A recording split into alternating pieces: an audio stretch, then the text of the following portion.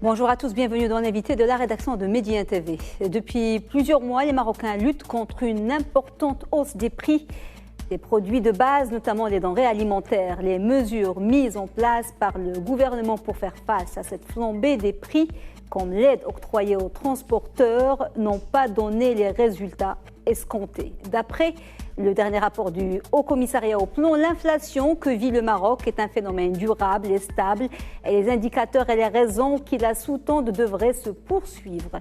Comparé à la même période de l'année dernière, l'indice des prix à la consommation a enregistré une hausse de 4,9% au cours du mois de juillet 2023 à une hausse de 0,3% par rapport au mois précédent. Et comme une mauvaise nouvelle n'arrive jamais seule, les carburants ont enregistré une nouvelle hausse des prix à la pompe depuis ce vendredi 1er septembre.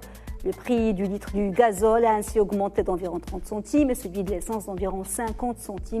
Cette nouvelle hausse du gazole, la cinquième en 30 jours, devrait porter son prix à plus de 13 dirhams, 50 centimes le litre.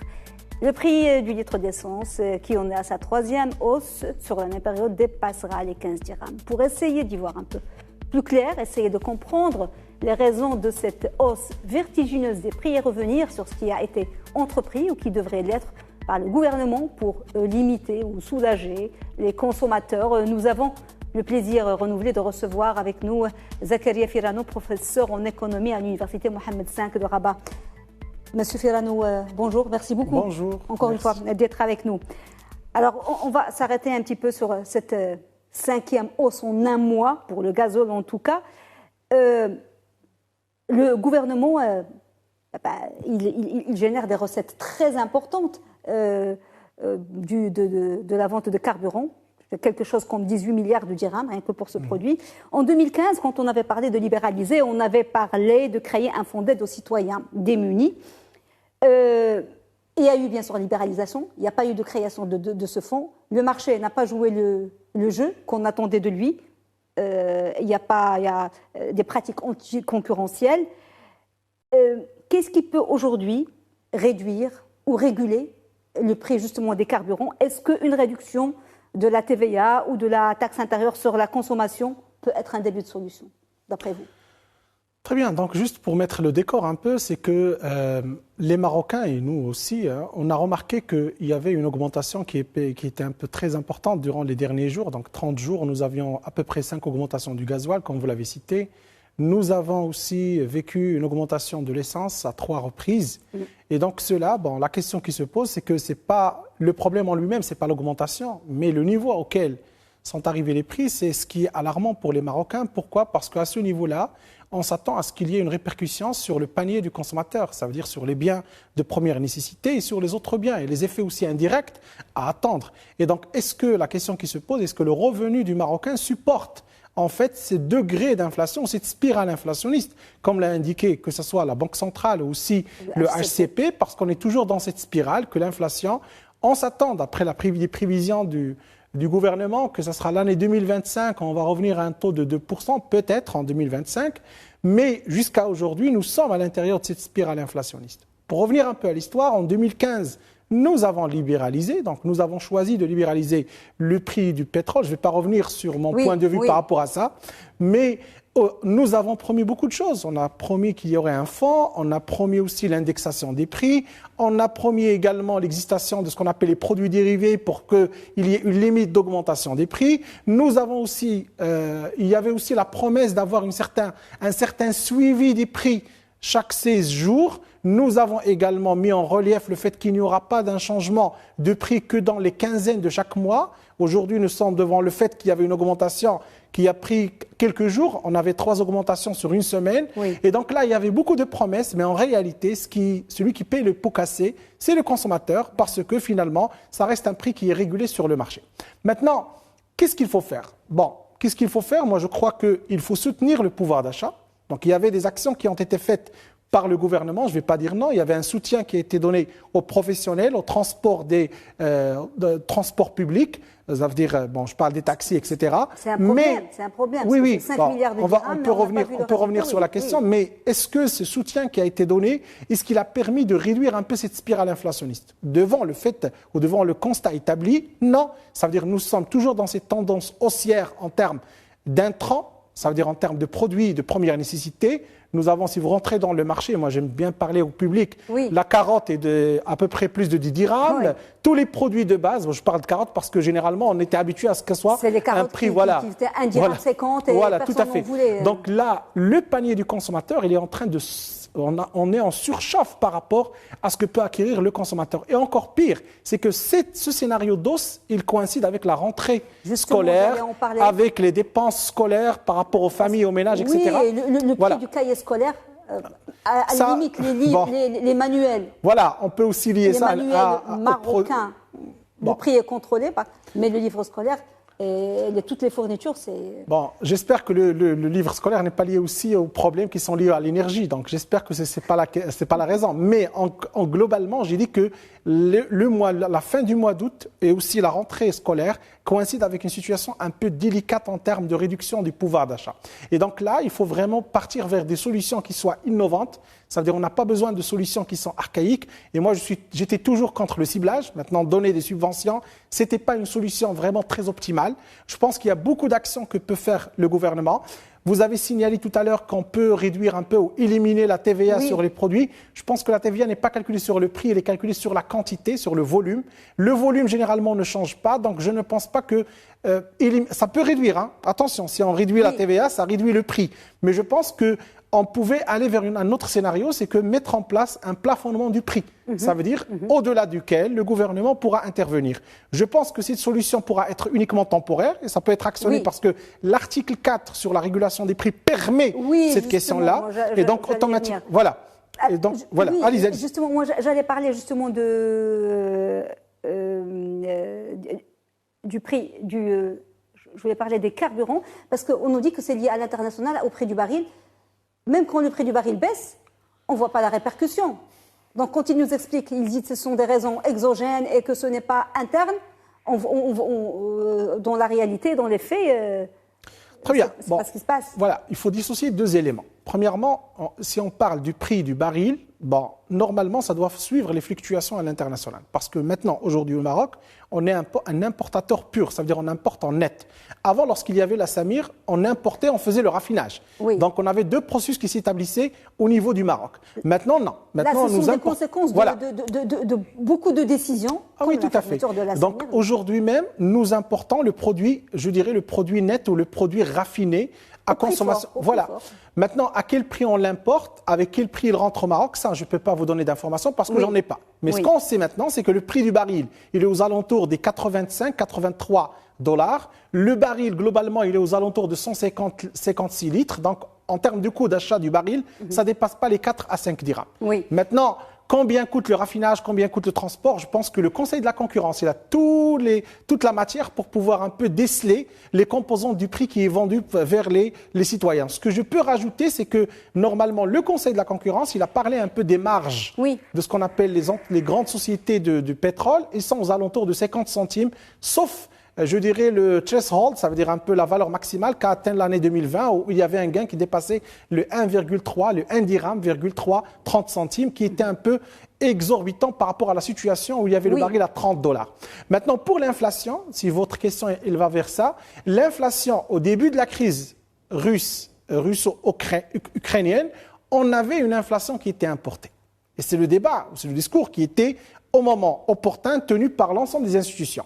Aujourd'hui, l'inflation n'est plus importée. L'inflation, mais ce qui est étonnant, c'est la position du gouvernement parce qu'on a l'impression qu'il est dans le déni. Il y a les chiffres du HCP, il y a les chiffres de Banque al-Maghrib et le gouvernement continue à dire que non, la situation elle est maîtrisée, c'est externe, alors que pour Banque al-Maghrib et pour le HCP, la tendance est ascendante et ça va continuer, comme vous avez dit, jusqu'en 2024. Oui, tout à fait. Donc, moi, je ne pense pas qu'on va arriver à la situation de 2022. On ne va pas arriver à 6 ou 7% d'inflation annuelle, mais on est à des situations qui dépassent un peu la normalité du taux d'inflation marocain. Il ne faut pas oublier que sur la tendance de long terme, le Maroc ne faisait pas plus de 1,9% d'inflation. Je parle de 2003 jusqu'à peu près 2022, début 2022. On faisait 1,9%. Aujourd'hui, pour revenir à ce niveau-là, le gouvernement parle de 2025, on peut aller jusqu'à 2026. Donc, ce qui veut dire qu'on est rentré dans une spirale inflationniste. Pour que j'explique aux citoyens très simplement, c'est que chacun des acteurs aujourd'hui, il est en train d'incarner l'inflation. Ça veut dire quoi incarner l'inflation? Ça veut dire dans ses anticipations, il augmente les prix de façon autoréalisatrice. Ça veut dire, je parle très simplement, celui qui va produire un bien, il va rajouter dans le prix parce qu'il croit que l'inflation est là. Oui, et donc il doit augmenter. C'est pour voilà, dans son mode de psychologique aussi. Tout à fait. C'est ce qui arrive aujourd'hui au Maroc. Et maintenant, si on n'arrive pas à arrêter cette anticipation d'inflation, l'inflation va continuer à rester dans le système pendant encore plus longtemps. Oui, ça peut prendre 2 ans, ça peut être 3 ans. Et là, on va en arriver au rôle du contrôle et au rôle de l'État qui doit faire son rôle. D'habitude, en principe, quand les prix augmentent face à une offre restreinte, on peut comprendre. Au Maroc, ce qui est étrange, c'est que les produits sont disponibles et pourtant, ils sont inaccessibles. C'est particulier comme situation. Oui, mais une situation d'équilibre impose ce qu'on appelle une situation concurrentielle. Est-ce que sur les marchés dans lesquels vous parlez de l'offre et vous parlez de la demande, est-ce qu'il y a vraiment de la concurrence? Certainement, lorsque vous avez de l'offre agrégée qui augmente, normalement les prix, normalement, ils doivent diminuer, on peut dire, s'ils s'approchent de leur état d'équilibre. Mais réellement, aujourd'hui, la question qu'il faut se poser, est-ce que cet équilibre entre l'offre et la demande s'établit sur le marché? Normalement, si on prend tous les produits qui sont là, on va trouver que, premièrement, la structure concurrentielle n'est pas respectée. Il ne faut pas oublier que nous avons beaucoup d'informels. Nous avons beaucoup d'intermédiaires, nous avons beaucoup de marchés qui ne s'établissent pas de la forme équilibre offre-demande. Et donc là, parler d'un certain niveau de prix qui va reproduire un peu ce qu'on appelle un équilibre au bénéfice du consommateur, on est loin de là. Et donc c'est là où que le gouvernement, je pense, il doit agir en matière de réguler ce qu'on appelle les marchés pour que cette offre-là et cette demande-là s'approchent de son état d'équilibre. Et là, le gouvernement, il a beaucoup de mécanismes. Je ne parle pas uniquement de le fait d'indexer le prix ou de le plafonner, etc. Il y a d'autres mécanismes de contrôle qu'on peut établir sur les marchés pour pouvoir un peu réduire juste l'impact des intermédiaires. Tout le monde aujourd'hui sait qu'il y a des produits qui sortent, par exemple, de chez l'agriculteur avec un certain prix, il arrive à 3 fois ce prix-là lorsqu'ils arrivent aux consommateurs. Et donc là, le mécanisme, ou je dirais un peu là, les mécanismes d'intermédiation entre le produit dans sa production et sa commercialisation, il faut les réguler de façon très importante. Oui, parce que ça devient un véritable système de rente à la limite. Alors, ce qu'on voit maintenant, c'est que quand ils font des descentes, soi-disant de contrôle, ils vont aller chez le détaillant, alors que le contrôle doit se faire bien en amont, chez le grossiste. Ou même et ça doit être systématique. Est-ce qu'on a les moyens humains, techniques pour le faire et la volonté politique? Très bien. Bon, je pense que la France avait ce problème, le même problème, ça veut dire celui celui de réguler les prix sur quelques produits, surtout les produits agricoles. Je pense que la solution de la centrale des achats est une très bonne solution. Pourquoi ne pas créer dans les périphéries des villes ce qu'on appelle les centrales d'achat? Et ça existe dans plusieurs pays. Ça permet premièrement de laisser le droit à l'agriculteur de vendre ses produits à un prix qui soit vraiment très réduit par rapport à ce qu'on voit aujourd'hui. Et deuxièmement, ça permettra de donner une information sur le vrai prix. Parce qu'aujourd'hui, le consommateur ne sait pas c'est quoi le vrai prix. C'est quoi le vrai prix d'une tomate lorsqu'on l'achète, des carottes, on ne sait pas. Donc, si on a les centrales d'achat, on pourrait avoir une idée sur le vrai prix. Et ça permettra de réguler. Parce que cette information ne laissera pas les intermédiaires jouer avec le prix. Parce que pour expliquer aux citoyens, entre le 1 dirham ou 1 dirham 30 avec lequel est produit la pomme de terre et les 12 dirhams ou 10 dirhams avec lesquels il est, où vont les 7, 8, 9 dirhams? Oui, ils vont vers les intermédiaires. Les intermédiaires, c'est terrible. Alors, pour les plateformes, vous avez parlé de... Maintenant, on a une ou deux plateformes. Celle de Casablanca et peut-être un peu celle d'Agadir aussi. Alors qu'on a 12 régions. Est-ce qu'il ne faut pas qu'il y ait aussi 12 plateformes en fonction des régions? Ça va dans ce sens. Ça veut dire, pourquoi ne pas avoir des centrales d'achat? Moi, je parle encore plus... Centrale d'achat, ça veut dire rapprocher le marché de l'agriculteur. Ce qu'on fait maintenant, c'est l'inverse. On rapproche l'agriculteur vers le marché.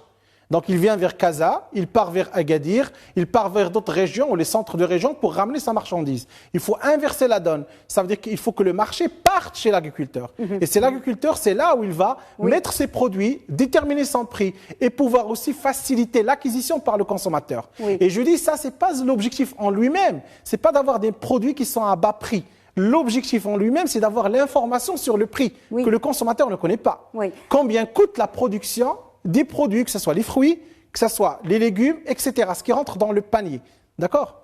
Et ce n'est pas quelque chose qui est impossible à faire, parce qu'on peut le faire. C'est une volonté. C'est une volonté. On va revenir au problème des transporteurs, parce que l'une des mesures phares du gouvernement, et qu'il avance à chaque fois, c'est celle de cette subvention ciblée au transport, aux professionnels du transport, les 5 milliards de dirhams. Pourquoi cette mesure n'a pas donné les résultats escomptés? Bon, il y a plusieurs angles d'attaque par rapport à cette question. Donc, premièrement, si vous regardez un peu les praticiens, ça veut dire les transporteurs, eux-mêmes ne veulent pas de cette mesure-là, réellement. Pourquoi? Parce que ça bénéficie à qui? Lorsqu'on rentre dans le système de ce que j'appelle, moi, le système des transports, il y a plusieurs acteurs. Il y a celui qui possède l'agrément, il y a celui qui est le chauffeur, il y a celui qui possède la voiture ou le camion, etc. Et donc, les intervenants sont divers. Alors, qui va bénéficier de cette subvention? Où sont partis les 5 milliards de dirhams? Oui, bon, ils ont été donnés. Mais je vous dis maintenant, non, mais l'objectif, c'était quoi? C'est de pouvoir réduire le coût de transport, ça veut dire compenser, voilà, et impacter. Parce que finalement, ce que je veux dire très simplement, finalement, l'objectif d'une politique budgétaire, parce que donner une subvention, c'est une politique budgétaire. L'objectif en lui-même, c'est d'arriver à un objectif économique. C'est quoi? Soit maîtriser l'inflation, soit arriver à un certain nombre, des objectifs, ce qu'on appelle les objectifs phares de l'économie. Maintenant, si vous avez donné 5 milliards, et ça n'a pas permis de réduire l'inflation, ça n'a pas augmenté le pouvoir d'achat, donc finalement, il y a un problème quelque part. D'accord? Il y a je dirais le deuxième angle d'attaque, c'est quoi? C'est que les politiques de ciblage ne sont pas des politiques qui sont facilement maniables. Ça veut dire autrement, si on avait subventionné le prix directement du pétrole, ou si on avait créé des stations dédiées aux transporteurs avec un prix réduit, ça aurait été mieux que d'avoir une subvention qui va partir dans la poche des gens qu'on ne connaît pas, parce que le système est très complexe. C'est ça. Et donc là, non, attention, je veux dire un mot très simple. Alors, au moment où il y avait la crise, faire la réflexion, c'est difficile. Ça veut dire que le gouvernement, il a essayé de faire une action. C'est une politique budgétaire. Mais maintenant, on peut revoir, est-ce que c'est une bonne politique? C'est ça, les politiques publiques. Il faudra réévaluer, voir est-ce que ça marche pas. Maintenant, si cette politique de subvention, si on est toujours dans ce trend haussier par rapport au prix énergétique, si cette politique ne marche pas, il faut réfléchir à une autre politique qui pourra atténuer ce qu'on appelle les effets inflationnistes qui touchent un peu la poche des Marocains. Maintenant, il faut des mesures d'urgence parce qu'on est arrivé à un stade intenable parce que l'inflation, elle est exponentielle et on sait que les prix ne vont pas baisser. On a un problème déjà pour faire passer une augmentation du SMIC, donc il ne faut pas s'attendre à ce que les salaires augmentent. Il y a un article, l'article 4, qu'on connaît de la loi sur la liberté des prix et la concurrence, qui stipule que des mesures temporaires contre les hausses des prix, si elles sont motivées par des circonstances exceptionnelles, et je pense qu'on vit des circonstances exceptionnelles, l'administration peut décider, en consultant le Conseil de concurrence, de baisser les prix pour une durée de 6 mois et qui peut être prorogée par l'administration. Pourquoi on ne recourt pas à cet article? Est-ce que ce n'est pas le moment de le faire? Est-ce que la situation n'est pas assez critique pour appliquer cet article? Bon, par rapport au choix, je ne peux pas discuter les choix du gouvernement. Il n'a pas voulu activer l'article 4 parce qu'il ne voulait pas intervenir en termes de détermination du prix du pétrole. Et ça, c'est une décision que moi, je respecte. Parce que c'est le gouvernement, c'est une politique publique. Maintenant, l'idée, c'est que, est-ce qu'on va laisser un peu les prix comme ça? Est-ce qu'on va laisser le problème ainsi? Donc, je pense que le gouvernement ne devra pas laisser les choses comme ça parce que si on laisse les choses comme ça, on va rester toujours dans cette spirale inflationniste. Vous avez tout à l'heure évoqué un peu le problème du cahier scolaire. Moi, lorsque j'entends un peu les taux de marge pour celui qui vend le distributeur final, il gagne 15% de profit sur chaque produit. C'est ce qui est maintenant médiatisé. Alors, combien gagne le grossiste?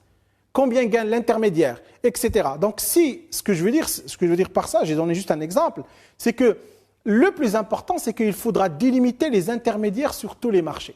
C'est ça la solution. Et ça ne peut se faire que par un contrôle qui soit vraiment un contrôle très, très, très bien fait sur, pas uniquement je parle des vendeurs détaillants, mais je parle des grossistes et sur les marchés. Pourquoi? Parce que si on arrive à neutraliser les intermédiaires, si on arrive à contrôler la chaîne de production du prix, on pourra réduire de façon importante l'inflation. Le pétrole n'est pas le seul problème de l'inflation. Pourquoi? Parce que nous avons d'autres mécanismes qui permettent d'augmenter les prix. Il ne faut pas oublier aussi que notre situation actuelle par rapport à la sécheresse, elle a aussi un effet sur l'inflation parce que les produits agricoles, ils ont été touchés par cette sécheresse. les produits qui sont... Oui. Bon, nous avons la canicule qui est passée, qui va toucher en quelque sorte la production qui est faite vers l'exportation. Donc, il y a beaucoup d'effets qui se conjuguent, qui ont mené à cette inflation. Oui. Mais je crois qu'il y a 2 points ou 2 portes d'entrée. La première, c'est qu'il faut renforcer la régulation et le contrôle sur les marchés. Et deuxièmement, il faut réfléchir à une façon de plafonner le prix du pétrole. Même les opérateurs dont vous avez parlé tout à l'heure, le prix qui paraît normal, c'est entre 10 et 11 dirhams. Ça veut dire pour les opérateurs, ça veut dire les chauffeurs de taxi, les transporteurs de marchandises, pour eux, le prix normal, c'est aux alentours de 10 dirhams. Le prix psychologique.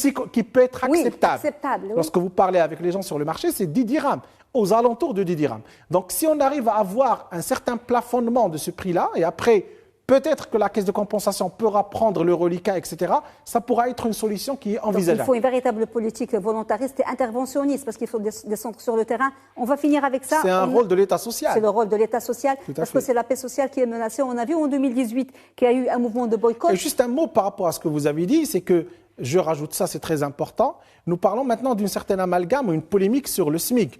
Il faut que l'on sache un élément très important. Lorsque vous augmentez les salaires les plus bas, vous avez un multiplicateur budgétaire qui est plus important que si vous augmentez le salaire médian ou les salaires plus élevés.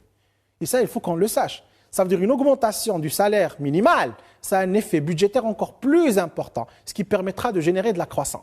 Merci beaucoup Zakaria Ferrano pour cet éclairage. Merci professeur. Je rappelle que vous êtes professeur en économie à l'université Mohamed V de Rabat. Merci monsieur. Merci. Madame, monsieur, merci beaucoup de nous avoir suivis. Bonne suite des programmes sur Midi TV. Très belle soirée.